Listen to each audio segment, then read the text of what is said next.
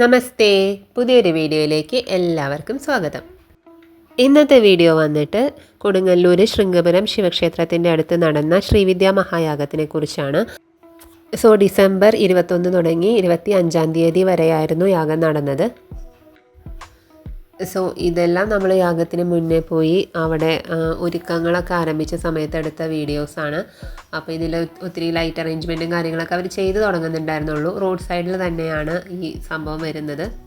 ഇവിടെ എല്ലാ വർഷവും ശ്രീവിദ്യാ സപര്യയായിട്ട് നടത്താറുണ്ട്. അപ്പോൾ ഇത്തവണ 16ാമത്തെ വർഷമായതുകൊണ്ടാണ് ഇതുപോലൊരു മഹായാഗമായിട്ട് നടത്തുന്നത്. ഇത് അവിടുത്തെ ഊട്ടുപുര ഹാളിൻ്റെ സൈഡിൽ നിന്നുള്ളൊരു ദൃശ്യമാണ് കേട്ടോ. ഈ ഊട്ടുപുര ഹാളിലാണ് ആർട്ട് എക്സിബിഷൻ സംഘടിപ്പിച്ചത്. അതിനെക്കുറിച്ച് വിശദമായി ഞാൻ വേറൊരു വീഡിയോ ചെയ്യാം കേട്ടോ. അപ്പോൾ എൻ്റെ ആദ്യത്തെ ആർട്ട് എക്സിബിഷൻ ആയിരുന്നു അത്. ഈ അഴികൾ കൂടെ നോക്കുമ്പോൾ അമ്പലം നല്ല ഭംഗിയിൽ കാണാൻ പറ്റും. അപ്പോൾ അതെനിക്ക് ഒത്തിരി ഇഷ്ടപ്പെട്ട ഒരു കാഴ്ചയായിരുന്നു അവിടെ നിന്നുള്ളത്.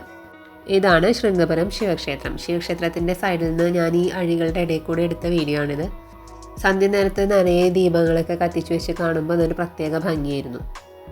അപ്പോൾ ഈ ഊട്ടുപുര ഹാളിലാണ് നമ്മൾ ആർട്ട് എക്സിബിഷനുള്ള കാര്യങ്ങളൊക്കെ അറേഞ്ച് ചെയ്തത്. അപ്പോൾ ഇത് അതിന് മുന്നത്തെ ദിവസം ഞാൻ സാധനങ്ങൾ കൊണ്ടുവരാനൊക്കെ ആയിട്ട് വന്നപ്പോൾ എടുത്ത വീഡിയോ ആണ്. ആ സമയത്ത് ഇവിടെ ഒന്നും ചെയ്തിട്ടുണ്ടായിരുന്നില്ല, അറേഞ്ച്മെൻറ്റ്സ് ഒന്നും ചെയ്തിട്ടുണ്ടായിരുന്നില്ല. ജസ്റ്റ് ഇതൊരു ഹാളായി കിടക്കുകയാണ്.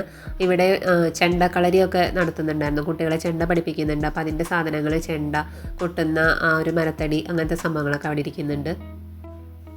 ഇത് ആക്ച്വലി വലിയൊരു ഹാളാണ്. ആ വാതിൽ തുറന്നാൽ അപ്പുറത്ത് ഇതുപോലത്തെ അടുത്ത ഹാളായി, അതിൻ്റെ അപ്പുറത്താണ് കിച്ചൺ. ഇനി നമുക്ക് ഫ്രണ്ട് എന്നുള്ള വ്യൂ കാണാം. ഇതുപോലെ ഒരു കമാനമൊക്കെ വെച്ചിട്ടാണ് ഇതിൻ്റെ ഫ്രണ്ട് സൈഡ് അറേഞ്ച് ചെയ്തിട്ടുണ്ടായിരുന്നത്. ഇവിടെ ആദ്യമായിട്ടാണ് ഇത്ര വലിയൊരു യാഗം വരുന്നത്. അതാണ് ഇതിൻ്റെ ഒരു പ്രത്യേകത. ഒത്തിരി ലൈറ്റ് അറേഞ്ച്മെൻറ്റ്സ് ഒക്കെ ചെയ്ത് നല്ല ഭംഗിയാക്കിയിട്ടുണ്ടായിരുന്നു. അവിടെ വളണ്ടിയേഴ്സിനുള്ള ഇൻസ്ട്രക്ഷൻസ് എല്ലാം കൊടുക്കുന്നുണ്ടായിരുന്നു. ഇതാണ് യാഗശാലയുടെ സൈഡിൽ നിന്നുള്ളൊരു വ്യൂ. ഇവിടെ എല്ലാം നല്ല ഭംഗിയിൽ ഇങ്ങനെ ഡെക്കറേറ്റ് ചെയ്തൊക്കെ വെച്ചിട്ടുണ്ടായിരുന്നു. ഇവരെല്ലാം വളണ്ടിയേഴ്സ് ആയിരുന്നു. ഇവരെല്ലാം തന്നെ സ്കൂൾ ഓഫ് ബീഹാറിൽ നിന്ന് വന്നവരാണ്, പല ഭാഷക്കാരാണ്. അങ്ങനെ കുറേ പുതിയ ആൾക്കാരെ കേട്ട് പരിചയപ്പെടാനുള്ളൊരവസരം കൂടെ എനിക്ക് യാഗത്തിലൂടെ കിട്ടി. ഇതാണ് യാഗമണ്ഡപം. യാഗശാലയിലെ ഇതിലാണ് യാഗം ചെയ്യുന്നത്. പഞ്ചകോശ മണ്ഡപമായിട്ടാണ് ഈ യാഗശാല തീർത്തിരിക്കുന്നത്. അപ്പോൾ ഇവിടെയാണ് യാഗം ചെയ്യുന്ന സ്ഥലം. ഇതിന് ശേഷം ഇങ്ങനെ വേർതിരിച്ചെടുത്തിട്ടുണ്ട്. അപ്പോൾ ഏറ്റവും ഉള്ളിലത്തെ റൗണ്ടിൽ വരുന്നത് പൂർണ്ണദീക്ഷിതരൊക്കെയാണ്. ഇവിടെയൊക്കെ അതിന് വേണ്ട വിളക്കുകളും കാര്യങ്ങളൊക്കെ റെഡിയാക്കി വെച്ചിട്ടുണ്ടായിരുന്നു. ഇത് തലേദിവസം എടുത്ത വീഡിയോ കേട്ടോ. ഇരിപ്പിടങ്ങളെല്ലാം റെഡിയാക്കിയിട്ടുണ്ട്. പൂർണ്ണദീക്ഷിതർക്കുള്ളതാണ് ഏറ്റവും ഉള്ളിലുള്ള ഇരിപ്പിടങ്ങൾ. കണ്ടില്ലേ, ഇതെല്ലാം ഇപ്പം തയ്യാറാക്കിയതാണ്. ഇതിനു വേണ്ടി നമ്മൾ തയ്യാറാക്കിയിട്ടുള്ളതാണ് ഇതെല്ലാം തന്നെ. ഇത് യാഗത്തിൻ്റെ തലേ ദിവസമാണ് കേട്ടോ. അപ്പോൾ കുഞ്ഞുമോനുണ്ട് എൻ്റെ കൂടെ.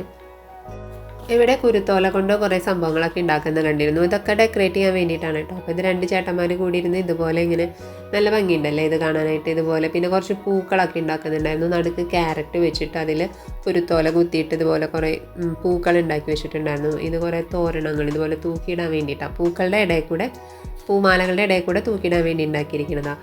ഇത് സെൻറ്ററിൽ ക്യാരറ്റ് വെച്ചിട്ട് ചുറ്റിലും ഇങ്ങനെ കുരുത്തോല വിരിച്ച് വെച്ച് കുത്തി വെച്ചിട്ട് നല്ല ഭംഗിയുണ്ടായിരുന്നു പൂ കാണാനായിട്ട്. ഇവർ കല്യാണ വർക്കൊക്കെ എടുത്ത് ചെയ്യും കേട്ടോ. ഇവർ 2 പേരാണ് ഇതെല്ലാം ചെയ്യുന്നത്.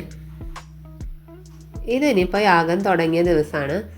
അന്ന് ശനിയാഴ്ച വൈകുന്നേരം എടുത്തിട്ടുള്ളതാണ്. ശനിയാഴ്ചയാണ് യാഗം തുടങ്ങിയത്.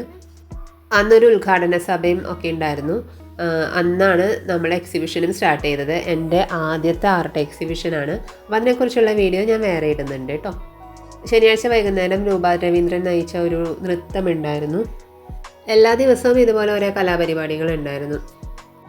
അതും എല്ലാ ദിവസവും എനിക്ക് കാണാനായിട്ട് സാധിച്ചിട്ടുണ്ടായില്ല. 2 ദിവസം എനിക്ക് കാണാൻ പറ്റുള്ളൂ. അപ്പം സാറ്റർഡേയിലത്തെ ആയിരുന്നു ഈ പരിപാടി. ഇതാണ് യജ്ഞമണ്ഡപത്തിൻ്റെ ഫ്രണ്ട് എന്നുള്ള വ്യൂ. ഇവിടെ വലിയൊരു ശ്രീചക്രവും അതുപോലെ പാറ, വിളക്ക് അങ്ങനെയൊക്കെ വെച്ചിട്ടുണ്ട്. യജ്ഞമണ്ഡപത്തിന് ചുറ്റിലുമായിരുന്നു എല്ലാവർക്കും ഇരിക്കാനുള്ള ഇരിപ്പിടങ്ങളൊക്കെ സജ്ജാക്കിയിരുന്നത്. നമ്മളിങ്ങനെ 4 ചുറ്റിലും ഇരുന്നാണ് യാഗം കണ്ടിരുന്നത്. അപ്പോൾ ഇഷ്ടംപോലെ ആൾക്കാരെ ഇതിൽ ഉൾക്കൊള്ളിക്കാനായിട്ട് സാധിക്കും. അത്രയും സ്പേസ് ഉണ്ട്. വളണ്ടിയേഴ്സിനെല്ലാം ഇതുപോലെ ഒരു ടാഗും ഒരു ഷോളും തന്നിട്ടുണ്ടായിരുന്നു. അപ്പോൾ അത് വെച്ച് എല്ലാവരെയും തിരിച്ചറിയാൻ പറ്റും. പിന്നെ ഇത് 3ാമത്തെ ദിവസം നടന്ന പരിപാടിയായിരുന്നു.